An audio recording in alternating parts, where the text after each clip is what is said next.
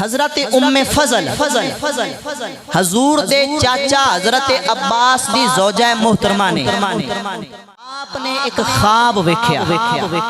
اے حضرت امام حسن دی پیدائش تو پہلے آؤ میرے آقا کریم علیہ السلام دے غلاموں حضرت ام فضل رضی اللہ تعالیٰ عنہ آپ ارشاد فرماندیاں نے میں خواب ویکھیا ہے.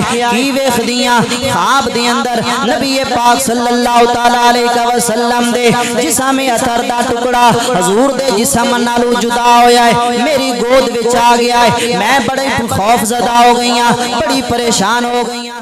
حضور دی بارگاہ وچ حاضر ہو گئی، عرض کر دیاں نے مازاغ دے کاجل والیا، او دہا دے چہرے والیا، علم نشرح لک صدرک دے سینے والیا.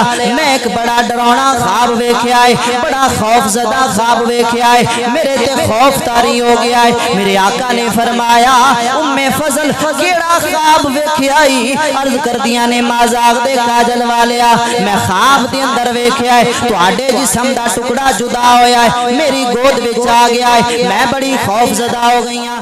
میرے آقا نے فرمایا اے چچی جان تینوں پریشان ہون دی ضرورت نہیں، اے خواب ڈراونا نہیں، اے دی تعبیر بڑی اچھی ہے.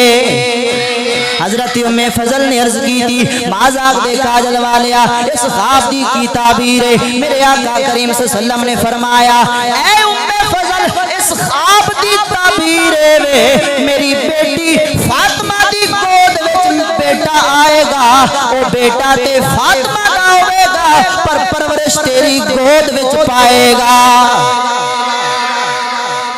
بیٹا پیدا تے فاطمہ دی گود وچ ہوئے گا تے دودھ اس نو تو پلائیں گی، پرورش اس دی تو کریں گی.